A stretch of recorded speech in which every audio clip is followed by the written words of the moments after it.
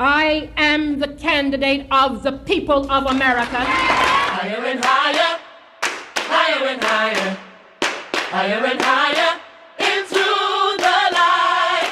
Higher and higher, higher and higher, higher and higher into the light.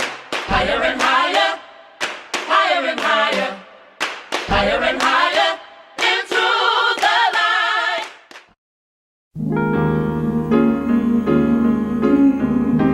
Founded in 1913 by 22 Howard University students, Delta Sigma Theta sorority was created with the intention to be a part of the fight for suffrage and the American dream.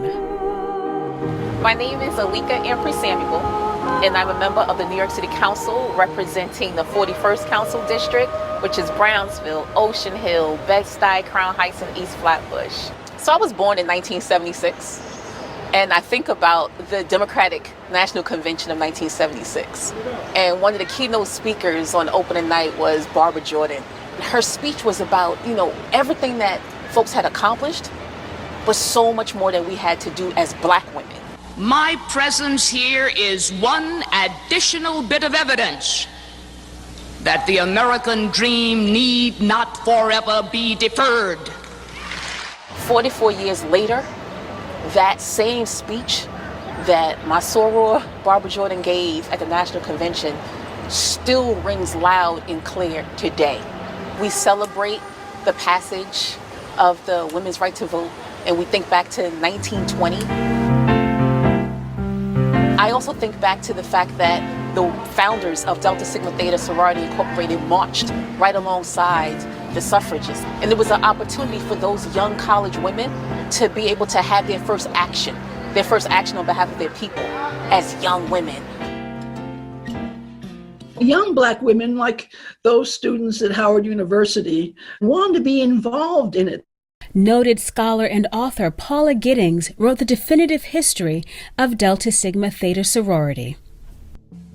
Their first opportunity to do this, of course, was a suffrage parade. They had just organized in January of 1913, and the parade was March 3rd, 1913. This was a great opportunity to show who they were. It is true that many of the planners of this suffrage parade were talking about wanting Black women to march in the back, but they would have nothing of it.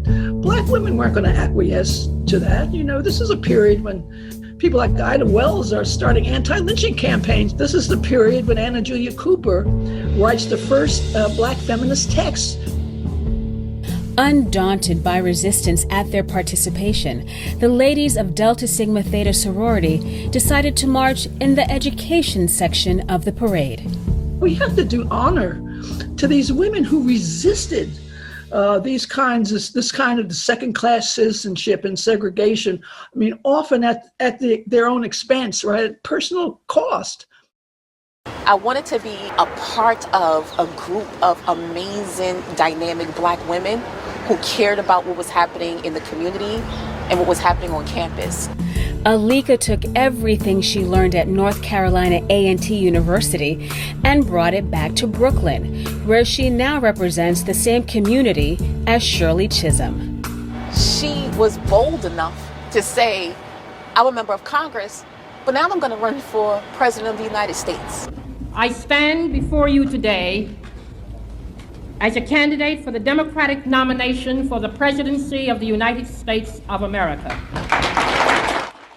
That energy from Barbara Jordan and Shirley Chisholm and Loretta Lynch and even my own Congresswoman Yvette D. Clarke. We're doing amazing things, but there's so much more that we need to do. That work includes encouraging more women to run for public office.